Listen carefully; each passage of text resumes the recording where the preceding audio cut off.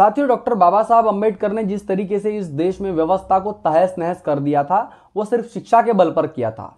और बाबा साहब हमेशा शिक्षा की बात इसलिए करते थे क्योंकि उनको पता था कि मैं मेरे समाज के लोगों के लिए पैसे नहीं मांगूंगा, मैं मेरे समाज के लोगों के लिए कभी वो चीज़ नहीं मांगूंगा जो मेरे समाज के लिए कभी उपयोग में नहीं आएगी। इसलिए बाबा साहब ने हमेशा से शिक्षा पर बल दिया और शिक्षा के माध्यम से इस देश में जो व्यवस्था है वो खड़ी कर दी। इस देश के हजारों सालों से इस देश में चल रहा मनुस्मृति का कानून, उसको बदलने के बाद में संविधानिक व्यवस्था लागू कर दी और सिर्फ बाबा साहब ने शिक्षा के बल पर किया।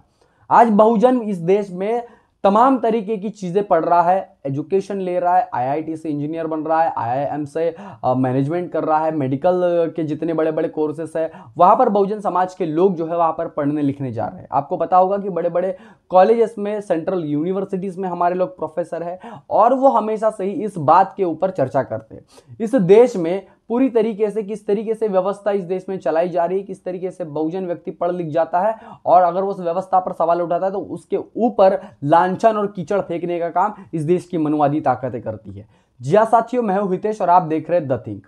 बहुत दिनों से एक मुद्दा जो है चर्चा में बना हुआ है, जिस तरीके से बिहार के शिक्षा मंत्री चंद्रशेखर जी ने जिस तरीके से बयान दिया था कि रामचरितमानस बंच ऑफ थॉट और मनुस्मृति यह जो है मानव को तोड़ने वाली बात करते हैं और मानव में भेदभाव पैदा करने वाली बात करते हैं। और उसके बाद में इस देश में तमाम मनुवादी लोगों के बीच में तिलमिलाहट हो गई, बिल से जैसे वो बाहर निकल गए, बौखलाने लगे और इस देश में सिर्फ चंद इस बात के समर्थन में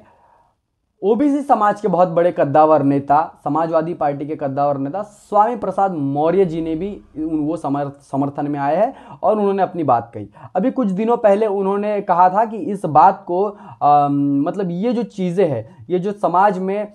विघटन पैदा करती है, समाज में भेदभाव पैदा करती है, ऐसी किताबों को जला देना चाहिए। उन्होंने यह जो बात कही है, अभी उन्होंने एक ट्वीट करके एक बहुत बड़ी बात कही है, वो पहले मैं आपको ट्वीट पढ़ के बताता हूँ, फिर उसके ऊपर हम बात करेंगे। स्वामी प्रसाद मौर्य का बयान है कि लखनऊ पका पुल के पास लेटे हुए हनुमान मंदिर के पुजारियों द्वारा प्रतिबंध हास्यास्पद है। अपने पूरे जीवन में इस मंदिर में कभी न गया और न कभी जाऊंगा। हाँ, जहां भेदभाव हो वहां जाने की जरूरत क्यों, ऐसा स्वामी प्रसाद मौर्य ने अपने इस ट्वीट में कहा। अब दूसरे ट्वीट में वो क्या कहते हैं जरा ये भी सुनिए।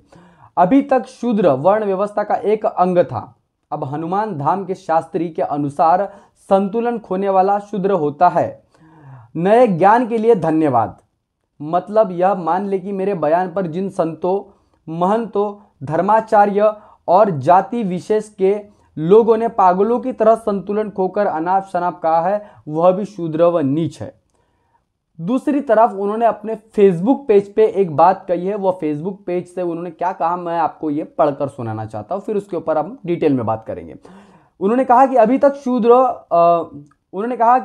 तो शूद्र चतुर्थ वर्ण व्यवस्था का एक हिस्सा था और अब गायत्री पीठ हनुमान धाम के शास्त्री जी के अनुसार संतुलन खो देने वाला शूद्र होता है। नए ज्ञान के लिए धन्यवाद। इन्होंने वही बात कही है जो उन्होंने ट्विटर में लिखी है, लेकिन एक महत्वपूर्ण बात उन्होंने अंत में कही है जहां पर उन्होंने कहा है कि ये जो अनाप शनाप चीजें लिखी है ये सभी शूद्र है और नीच है और तथा मनुस्मृति, वेद, पुराण सब झूठे हैं। उन्होंने ये बात बड़े गौर से और तार्किक आधार पर लिखी है। अब इसके ऊपर जो है कहीं ना कहीं पूरी न्यूज़ और पूरे मीडिया चैनल उसके ऊपर बात करेंगे, लेकिन सबसे पहले समझना होगा कि उन्होंने जिस तरीके से इन धर्म ग्रंथों और इन पुराणों का आधार लिया है और इनकी समीक्षा करने की बात उन्होंने कही है, तो ये कहीं ना कहीं एक सोचने वाली बात है। जिस तरीके से ये लोग अपने अपने बयान दे रहे हैं, चाहे फिर वो ओबीसी समाज से समुदाय के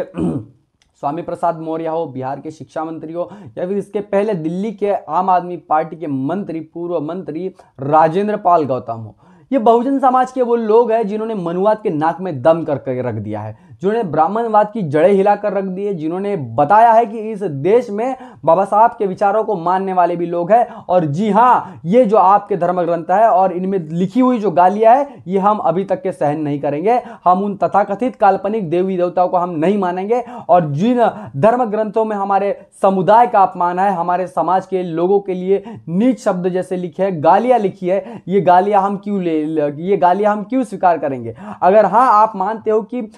ढोर शूद्र पशु गवार नारी, ये सब सकल ताड़न के अधिकारी। और ताड़ने का मतलब आप ताड़ना ये समझाते हो, तो इसमें फिर ब्राह्मण शूद्र ब्राह्मण वैश्य और फिर क्षत्रिय जोड़ दो ना, इसमें आप भी सम्मान लो, आप भी मान सम्मान लो साथ में। तो ये जो सवाल है ये इन्हीं के लिखे हुए ग्रंथों द्वारा हमारे बहुजन समाज के लोग जो आज अगर उठा रहे, तो इनके पेट में तिलमिलाहट क्यों हो रही है, इनमें बौखलाहट क्यों हो रही है? क्योंकि जब तक ये बाबा साहब बोलते हैं कि शिक्षा सवालों को जन्म देती है, और हाँ, बहुजन समाज के लोग, बहुजन समाज के नेता आज पढ़े लिखे, और इन सवालों को ये लोग इनके सामने खड़े कर रहे हैं, जिन सवालों की वजह से इनकी नींद हराम हो चुकी है। ये अपने मीडिया हाउसेस में बैठ करके ये वहां पर चर्चा और वहां पर पंडितों के साथ में ये लोग बैठ करके विचार विमर्श करते हैं, लेकिन ये लोग जो गलत लिखा हुआ है उसके बारे में एक शब्द नहीं बोलते। मतलब साफ है कि ये लोग चाहते हैं कि जो जैसा है वो वैसा बना रहे, मतलब कि जो व्यवस्था ने आपको गाली दी है वो आप गाली, बहुजन समाज के लोग अपने ऊपर गाली स्वीकार कीजिए, या फिर अपने ऊपर की जो गाली है उसके ऊपर आप कदापि कुछ ना बोले। तो किस तरीके की जो व्यवस्था है ये चाहती है हमेशा कि आपको गालियां दिया जाए, किस तरीके के जो ये लोग हैं ये चाहते हैं कि आपको हमेशा आपका अपमान हो रहा हो, आपको जो है धर्मों के अनुसार आपको नीच बताया गया हो, आपको शूद्र अति शूद्र बोला गया हो, आपको किसी एक वर्ण की सेवा करने का काम बताया गया हो। और इस बात के विरोध में अगर बहुजन समाज आज जाग करके इसके ऊपर में बात कर रहा है, इसके खिलाफ में बात कर रहा है, तो आप चंद मुट्ठी भर लोग इसके खिलाफ में बात कर रहे हो। ये जितने भी लोग जो है जिन्होंने ओबीसी, ये जितने भी लोग हैं ये ओबीसी से आते हैं खास करके, और इन्होंने ये जो बातें कही है ये कहीं ना कहीं अपने आप में एक तार्किक इसका विश्लेषण करना चाहिए ना, इसके उन धर्म ग्रंथों की समीक्षा करनी चाहिए जिनमें ये गलत बातें लिखी हुई है। और सभी का मानना यह है कि हम पूरे के पूरे रामचरितमानस का विरोध नहीं कर रहे हैं, ना हम पूरी की पूरी रामायण का विरोध नहीं कर रहे हैं, ना कि हम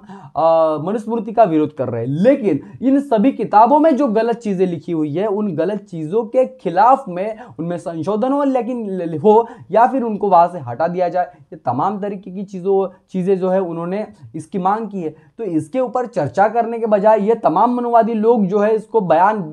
इनके बयानों को क्रॉस करने की कोशिश कर रहे हैं, इनके बयानों को झूठा बता रहे हैं, इनको धर्म विरोधी बताने का यहाँ पर जो है षड्यंत्र रचा जा रहा है। तो तमाम लोगों को हम लोग दत्तिंग के माध्यम से यह समझा रहे हैं कि इस देश में बहुजन लोग जब तक के जागेंगे नहीं और बहुजन लोग इस तरीके के सवाल नहीं उठाएंगे तो इसकी समीक्षा कौन करेगा? वही वो लोग तो समीक्षा करने से रहे। आपको, हमको और बहुजन समाज के सभी लोगों को ये जो गालियों भरे जो इनके पुराण है या फिर इनके ग्रंथ है, ये गालियां भरे ग्रंथों को पढ़ना होगा। हम अपने ऊपर गालियां नहीं ले सकते। आपको पसंद है तो आप अपने ऊपर अपनी गालियां रखो, अपने पास में रखो, लेकिन हम आपके इन धर्म ग्रंथों की दी हुई गालियां हम स्वीकार नहीं करेंगे। ऐसा जो मैसेज है स्वामी प्रसाद मौर्य ने अपने बयान से दिया है और उन्होंने कहा है कि वेद पुराण सब झूठे हैं। यह भी बयान उन्होंने अपने फेसबुक के पेज से दिया है। साथियों, इस पूरी तमाम चर्चा को लेकर के जिस तरीके से शिक्षा मंत्री चर्चा में रहे, स्वामी प्रसाद मौर्य आज चर्चा में बने हुए, इसके पहले राजेंद्र पाल गौतम जी चर्चा में बने हुए थे, कल कोई और बहुजन समाज का नेता इन धर्म ग्रंथों के ऊपर सवाल खड़ा कर देगा, वो चर्चा में बना रहेगा। और जरूरी है, इन धर्म ग्रंथों ने जो गालियां हमको दी है हम वो गालियां नहीं स्वीकार करेंगे। हम उन गालियों के खिलाफ में आवाज उठा रहे हैं, हम किसी की भावना आहत करने के लिए कभी नहीं बैठे। तो इस चर्चा के ऊपर आप क्या सोचते हैं, आपकी क्या राय है, कमेंट करके जरूर बताएं। बने रहे द थिंग के साथ में, तब तक के लिए जय भीम, जय भारत। बहुजन विचारधारा को घर घर तक पहुंचाने के लिए हमारे YouTube चैनल को सब्सक्राइब करें, लाइक करें, कमेंट करें, शेयर करें और बेल आइकन की घंटी दबाना ना भूलें।